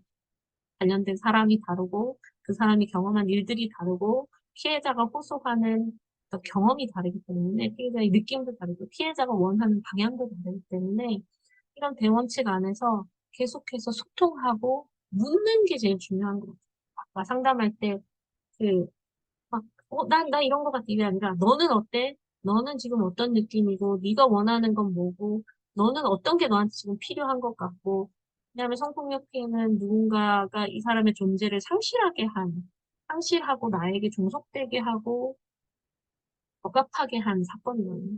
이 사람이 나일 수 있도록 그 얘기를 다 들어주겠다는 게 아니라, 막 피해자분 전화해서 그러거든요. 저 사람을 좀 죽여주세요. 뭐, 그 사람하고 합의하는데 몇십억, 10억 더 해주세요. 그 말을 액면으로 듣는 게 아니라 적극적으로 듣는 거죠. 이 사람이 지금 이렇게 부당함을 호소하고 있구나. 이 사람이 본인의 피해에 대해서 지금 이렇게 분노하고 있구나라는 마음을 적극적으로 들으면서 이것을 왜 원하는지, 이 사람은 어떻게 내가 되어가는지, 그 안에서 훨씬 더 자기의 목소리를 가지게 되는지, 그것으로 자기를 어떻게 더 회복해 가는지, 과정들을 돕는 것이 특별히 있어서 정리 이제 들어갈게요.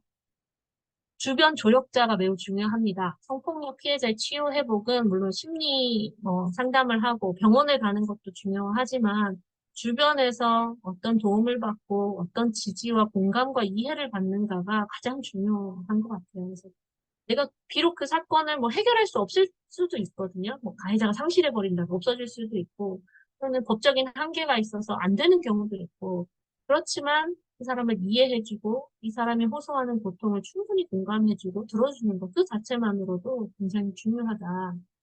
그리고 성폭력 사건이 발생했을 때 이게 너의 문제가 아니라 우리 공동체가 조직이라고 하니까 좀 그렇긴 한데 어쨌든 우리가 이것들은 모두가 함께 그 구조 안에서 관련된 사람이라는 거.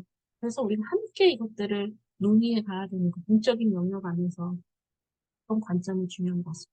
피해자 이야기를 들을 때는 재판관처럼 판단하지 마시고 그냥 피해자의 이야기를 잘 듣고 피해자가 호소하는 대로 피해자가 가진 관점대로 이해해주고 공감해주시는 게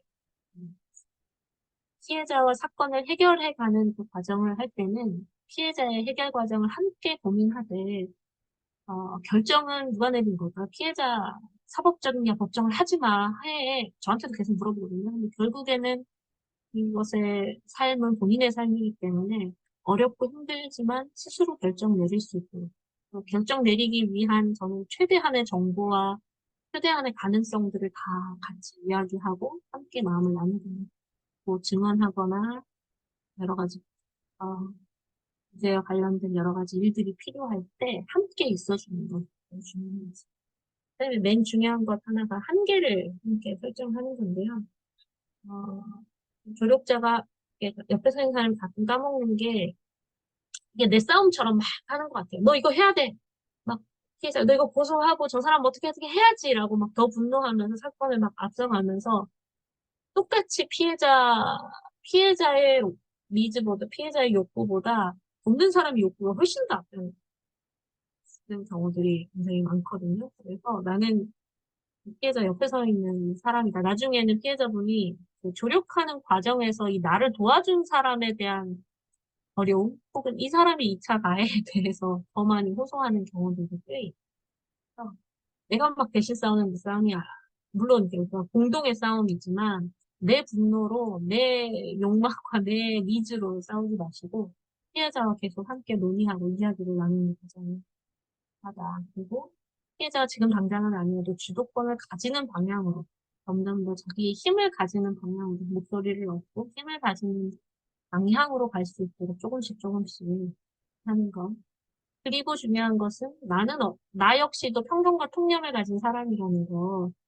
그래서 해야 될 것 같아요. 제가 처음에 여기 하고 이제 사법 재판, 그 형사 재판에 참여했는데 너무 나이 든 할아버지 한 분이 이렇게 쪼그리고 앉으시고 제가 그런 게 아닙니다. 이렇게 호소하시는 거예요. 눈물로. 순간 저도 모르게 제가 피해자를 너무 잘 알고 있음에도 가까이 만나고 있음에도 혹시 저 사람이 억울하면 어떡하지라는 생각이 그런 두려움이 확 드는 거예요. 그러면서 저를 이렇게 감찰해 봤더니 저도 모르게 한 명의 억울한 피해자가 생기면 어떡하지라는 두려움보다 한 명의 가해자가 억울하다면 어떡하지에 대한 두려움이 훨씬 더 크게 이제 작용하고 있는 사회적 통념하면서 그런 저를 되게 발견하게 됐어요. 그러니까 피해자가 한 명쯤 억울한 일이 있는 거고 뭐 그럴 수도 있지. 억울하지만 안타깝지만 어쩔 수 없네라고 생각하면서도 가해자가 억울한 것에 대해서 우리가 너무 두려워하고 있더라고요. 그래서 이게 좀 불균형적이었다라는 생각을 발견하게 됐고 다행히도 그 가해자는 그 다음 재판에서는 본인의 죄를 인정하고 감형해달라고 그런 이야기를 하긴 했었는데 그러니까 계속 자기 생각 나는 과연 이런 통념에서부터 자유로운가? 나는 섬세함을 갖춰가고 있는가 감수성을 확인해 보는 것이 중요합니다. 성폭력 예방하기 위해서 우리 공동체는 뭘 해야 될까? 여러 가지 이야기들이 있는데요. 제일 중요한 것은 어떤 것보다 이건 것 같아요. 잘 보이시나요? 안 보이시나요? 낯설게 하는 거. 낯설게 보기가 제일 중요하죠. 제가 교회가 이렇게 목사님들 막 가서 하면 명확한 규율을 알려주십시오. 자동차 옆자리에 태우지 말고 둘이 있으면 문을 닫지 말고 개인적으로 만나지를 말고 아예 여기 연애를 하지를 말고 이런 규율을 알려주십시오라고 이야기를 하세요. 이런 댄스룰은 또 하나의 대상화일 수 있거든요. 어떤 상대를 계속 성적인 대상으로 여기는 거죠. 성적인 대상화로. 우리는 존재적인 우리 공동체는, 기독교 공동체는 우리가 존재로 서로를 만나는 게, 깊이 교제하는 게 굉장히 중요하잖아요. 성도의 교통과, 그다음에 이 교통을 매주 사도신경으로 고백하는 형제 자매로 늘 나누는 게 우리 공동체인데, 그 안에서의 댄스룰이 과연 맞는가라는 생각이 저는 들어요. 어, 결국에는 어려운 방법이더라도 우리가 우리 교회를 좀 낯설게 바라봐야 된다. 이게 맞나? 우리가 나누는 인사, 어머, 집사님 오늘 너무 예뻐요. 라고 흔히 말했던 이 칭찬이 맞는가? 어떤 생각과 연달아 있는가? 혹은 우리가 흔히 했던 질문들, 누군가에게 관심을 표하는 방법들, 이게 맞나? 누군가가 이렇게 모여서 위원회, 이제 여성 할당제 이야기하면 늘 그렇거든요. 위원회 여성이 오라 그래도 안 온다. 할당제 채우려고 하는데, 그렇다면 이 위원회는 그동안 참여하지 않았던 사람이 와서 하기에 안전하다고 느끼지 못하는 부분이 있지 않을까? 이 방법을 내가 적극적으로 참여하기 위해서 이 회의 구조를 좀 더 또 다른 방법으로 봐야 되지 않을까? 라는 이야기. 또는 누군가에게 이 사람이 나로서 존재로서 활동하기보다는 여성의 대표성, 청년의 대표성으로 가지고 굉장히 또 부담스러운 짐을 지고 있는 건 아닌가에 대한 이야기. 우리가 하는 생각, 우리가 하는 말, 우리가 가지고 있는 구조, 우리가 먹고 마시는 그 모든 모습들을 조금 더 낯설게 보는. 그래서 행동 강령을 가르쳐 달라는 목사님께 이렇게 말씀드렸어요. 목사님 혹시 옆에 예배 드리고 나왔더니, 목사님이 이런 설교에서 이렇게 말씀하시는 거 저 좀 불편하던데요. 목사님이 이렇게 손잡고 인사하시니까 저 좀 불편한데요. 이렇게 해주세요. 라고 말하는 자매나 청년이 있습니까? 그런 청년을 가까이 두십시오. 라고 말씀드렸거든요. 근데 그런 사람이 없는데요 하면은 좀 위험하다. 분들은 아무도 나에 대해서 불편해하지 않고 그런 이야기를 하지 않더라라면 조금 위험하다 느끼시고 그런 사람을 옆에 두셔라. 그래야지 안전한 문화를 좀 만들어갈 수 있다. 일단 성서 한국 저희 참여했는데 저희 서포터즈들하고 같이 참여했거든요. 거기 너무 훌륭한 그 주강사님이 설교를 하시는데 계속 뭐 아들 이야기가 계속 나오는 거예요. 하나님의 아들. 저희 서포터즈가 자꾸 아들 해서 불편하다고 이야기를 했어요. 그러면 그 강사님도 교수님이시고 막 그런데 아니 성경에 그렇게 아들이라고 나오는 거 아들이 뭐 그냥 진짜 성적인 아들, 성별적인 아들이 아니라 뭐 이렇게 관념적으로 대표성을 가진 아들이라고 이해하면 되지 만 이렇게 얘기하실 수도 있는데 그러면 앞으로 어떤 이야기를 덧붙이면 좋을까요? 오셔서 그럼 어떻게 이야기하면 더 많은 사람이 배제되지 않고 이야기를 함께 나누실 수 있을까요? 어떤 단어로 고쳐갈 수 있을까요? 와서 한참 이야기하고 그 청년과 이야기하고 돌아가셨거든요. 너무 이렇게 당연하다고 생각했던 것들도 좀 낯설게 보아야지 우리가 또 다른 변화를 만들어갈 수 있다. 이 건설견도 굉장히 건강한 공동체잖아요. 건강성 지향. 우리가 대형교회 저 교회보다는 좀 낫겠지. 우리가 저 옆에 있는 교회보다는 저 민주적이지 않은 너무 고리타분한 우익의 어떤 교회보다는 좀 낫겠지라고 생각하실 수도 있을 것 같은데 이거는 이렇게 비교하는 게 아니고 우리가 어제보다 조금 더 나아졌는가.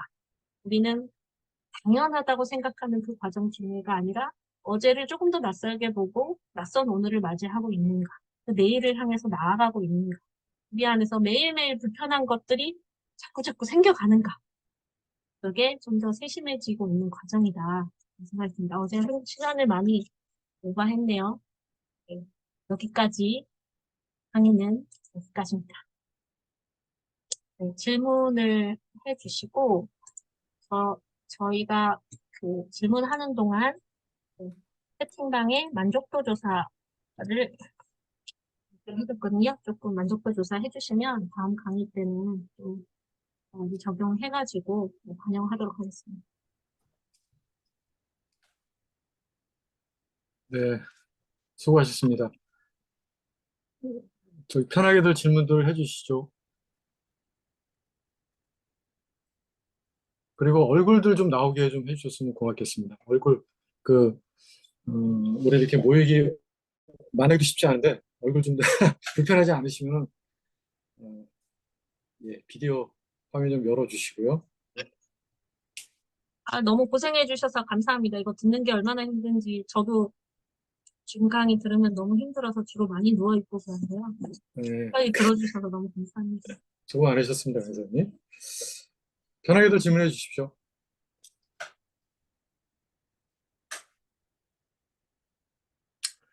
여기 그러면 질문 준비하는 동안에요. 여기 게시판에 올라온 질문 하나 제가 좀 물어보겠습니다. 교회 성폭력 상담 사례에서 가해자의 비율이 어떻게 될까요? 목회자가 많을 것 같긴 하는데, 요 비율 뭐 통계가 나온 게 있나요? 네, 저희가 매년 통계를 내는데요. 매년 목회자가 이제 담임 목사, 부목사, 전도사까지 놓고 무경적 관계라고 해서 돌봄의 관계가 있는, 목회의 관계가 있는 그런 선교사, 까지 했을 때 보통 50%에서 70%까지 만나는 약간 50%가 약간 넘는 것 같아요. 가해자가 목회자로 많이 하고요. 두 가지 의미가 있는 것 같아요. 그러니까 목회자가 가해자가 되었을 때 사건이 이제 굉장히 뭐라 그럴까 피해자도 많이 나오는 양상이고요. 또 피해나 그루밍이나 이런 길들임이 훨씬 더 치명적이라고 할까 하는 부분들이 있는 분들도 있고요. 또 하나는 뭐냐면 그럼에도 불구하고 교회 성폭력은 목회자 성폭력이 많기는 하지만 그것만으로 한정 지을 수 없는 교회 안에는 여러 가지 관계들이 있기 때문에 그 관계에서 발생하는 이제 교사와 학생의 관계도 많고 또는 청년부 안에서 그런 그 부속 안에서 일어나는 일들도 일어나고 있습니다. 그런 문제도 그래서 볼 수 있을 겁니다. 피해자가 가장 많은 연령대는 20대 초반이 가장 많긴 했거든요. 네. 20대 정이. 근데 또 하나는 20대는 이제 성인이기 때문에 이제 이 사람은 성인으로 약간 개인의 어떤 섹슈얼리티를 인정해서 자유권이 있다라고 인정받는 나이면서도 20대가 간 넘으면서 갑자기 성인이 되는 건 아니잖아요.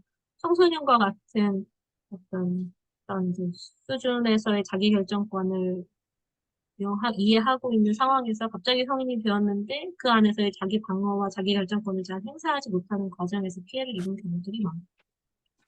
이외에도 비율은 적지만 다양한 연령대에서 30대, 40대, 50대, 60대에서도 피해자를 만날 수 있는. 네. 네. 질문하시죠.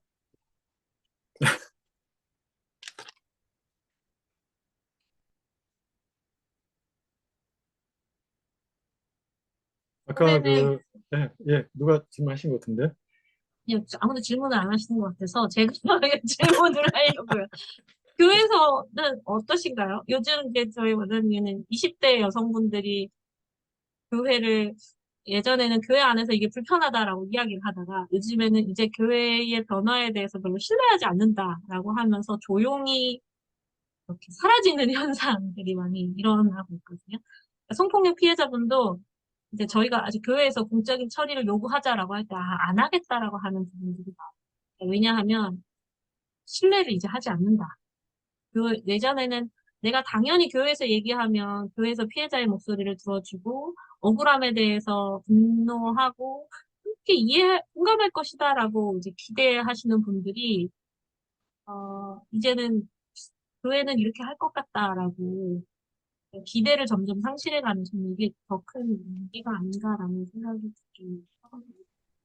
교회 안에 아무런 어려움이 없다, 아무런 이야기가 없고, 아무런 어떤 불만의 호소가 없고, 불편함의 호소가 없다. 그것도 오히려 청년이 없는 거 아닐까? 혹은 그런 여성이 없어지는 거 아닐까? 라는 생각도. 아까 성폭력의 이제 카테고리를 갖다가 성폭력, 성추행, 성희롱 이게 세 가지로 구분해 주셨잖아요. 근데 이제 교회 안에서 보면은 우리는 이렇게 성폭력 하면은 형사적으로 준강간에 의한 뭐 저 같은 경우는 아직 그 정도 범위라고 생각을 하는데 그러다 보니까 예를 들어서 이성 간에 이제 뭐 타치라든지 어떻게 말로서 아까 말했던 것처럼 오늘 뭐 이쁘게 하고 왔네 뭐 이런 것들도 하나의 어떻게 보면은 지금 말씀하신 범위에서는 범죄가 될 수도 있는 거라고 할 수 있는 건가요? 예, 사실은 우리나라 성폭력을 이해할 때 성기 삽입 중심의 강간이 일어나야 성폭력이라고 예전에 성폭행위라고 많이 이제 이해하는 이유가 여성의 성을 이제 사고 팔던 시대에 여성을 이제 돈 주고 샀잖아요. 결혼할 때 돈을 얼마 주고 여성을 살 때 그때는 이 여성을 통해서 나오는 아이가 나의 후계자이기 때문에 여성의 성을 통제하는 방식으로 자신의 어떤 후대를 계속 이렇게 남기는 거죠. 그래서 다른 사람의 어떤 성기 삽입이 일어났다는 것은 이 사람을 통해서 나오는 자식이 이제 내 자식이 아니게 될 수 있을 가능성이 있잖아요. 그래서 이 여성의 가치가 크게 훼손됐다라고 보는 이제 그런 과거의 아주 가부장적인 관념 안에서 그 성기 삽입이 일어난 성폭력만 굉장히 중대한 성폭력으로 인정했던 거예요. 이 사람이 여성의 가치를 완전히 상실했다. 어떤 상품의 가치를 상실했다라고 보는 거죠.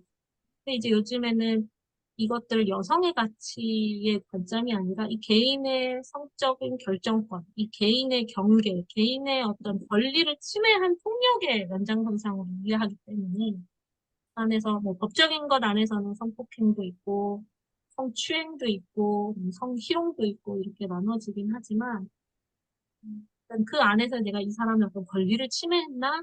특히 성과 관련된 불쾌감을 느낄 수 있는 권리를 침해했나라는 것으로 성폭력을 이제 이해하시는 게 좋겠다라는 생각이 들고 그렇지만 사법적인 해결 과정은 좀 나눠져 있고 성량도 다르고 법령도 다르고 그런 부분이 성희롱 같은 경우는 보통 직장 관계 내에서 이렇게 벌어지는 거기 때문에 그 안에서는 뭐 국가인권위에 제소하는 거 외에 뭐 조금 어려운 부분들이 있어요. 법적으로는 이제 민사상 손해를 배상하는 민사고소만 가능한 부분들이 있고요. 하지만 그 성희롱도 성폭 그 어떤 강간의 중간은 굉장히 큰 뭐랄까 인격적인 그 모멸감을 느끼게 하는 성희롱들도 실제로 굉장히 많이 일어나요.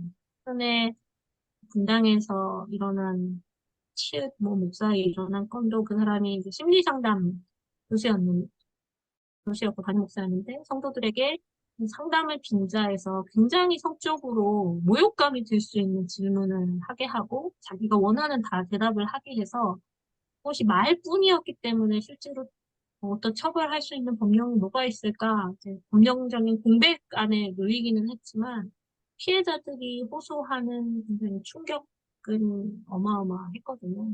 그래서 꼭 간간이 피해가 크다, 큰 범죄다. 이것을 어떤 수위로 할 수는 없을 것 같아요. 개인이 살아온 삶의 경험과 그 사람이 맞닥뜨린 상황에 따라서 받아들이 호소하는 것들은 다 다를 수 있다. 네. 우리 그 게시판에 그 하나 올라왔는데 보이시죠? 예. 목회자 성폭력 이후에 회개하고 적절히 책임을 지고 목회에 복귀한 사례가 있을까요? 하나 하고 성폭력의 정도가 다양할 수가 있는데 범죄를 저지른 목회자가 목회직에 복귀하는 것에 대해서 어떻게 생각을 해야 할까요?에 대한 질문이 올라와 있습니다. 그러니까 성폭력을 굉장히 광범위하게 생각한다면 이게 그 죄질에 따라서 다양한 게 있을 수 있을 것 같아요. 그래서 저희가 최근에 어떤 사건이 있었냐면 굉장히 이제 훌륭한 목사님이시고 그런데 어떤 친구가 막 이렇게 다시 얘기하지. 네, 이거 녹화 중이시니까 어쨌든 성추행적인 부분들이 일어났어요. 근데 이거는 어떤 성적인 의도를 가지고 했다기보다는 정말 어떤 문화적인 부분의 차이로 어떤 신체적인 접촉이 딱 이렇게 인사하는 과정에서 딱 일어난 거예요. 근데 이제 피해자는 여러 가지 그런 것도 반복되면서 이걸 추행으로 이제 받아들인 부분들이 있는 거죠. 그래서 그 가해 목사님도 내가 억울하다. 이거는 일상적으로 사람들이 나누는 인사의 일부였다라고 이야기도 할 수 있는데, 피해자가 그렇게 느꼈다면 본인이 사과하고, 내 행동에 대해서 우리가 계속해서 누군가를 만나가고 관계를 가져가는 것들이 나의 일이라면, 나의 사명이라면, 내가 어떻게 더 할 수 있을까에 대해서 내가 몇 주 쉬겠다. 스스로 몇 주 쉬기도 하시고, 공동체 거기 일하시는 전체 분들이 목회자들이 다 같이 이제 저랑 개인으로 만나서 상담 교육을 하셨어요. 그래서 우리가 성폭력을 어떻게 이해해야 될까? 그분을 위로하기 위해서 우리가 뭘 더 할 수 있을까?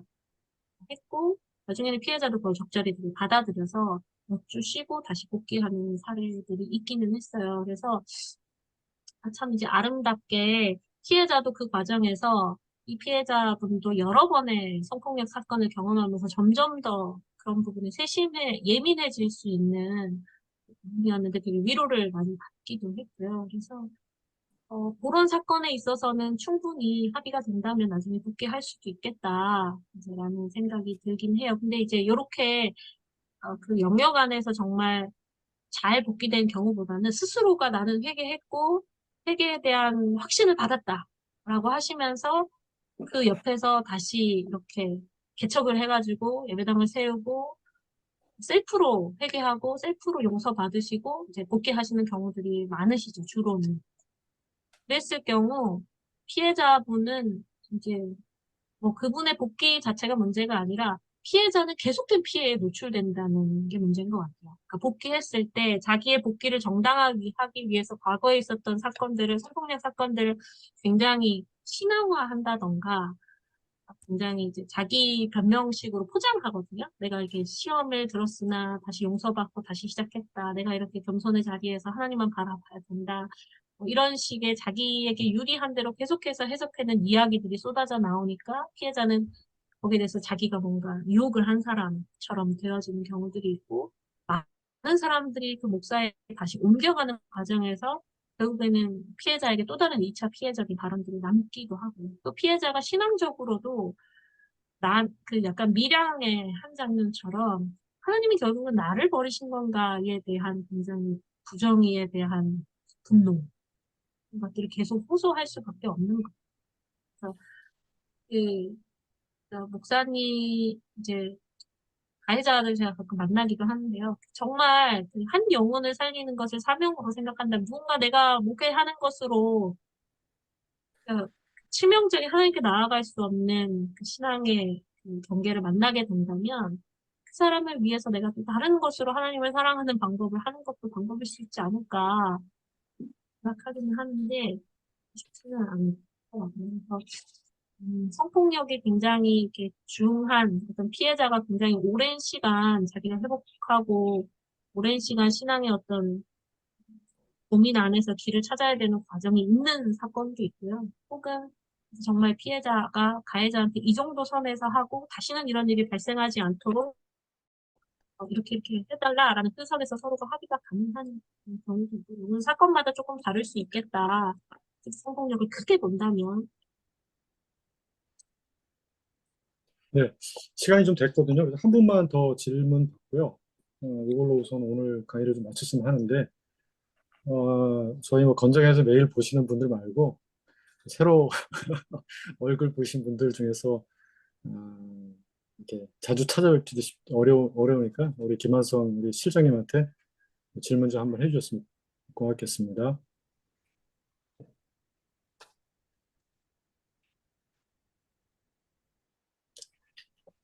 네, 뭐, 억지로 제가 쥐어짜는 질문을 할 것 같아가지고.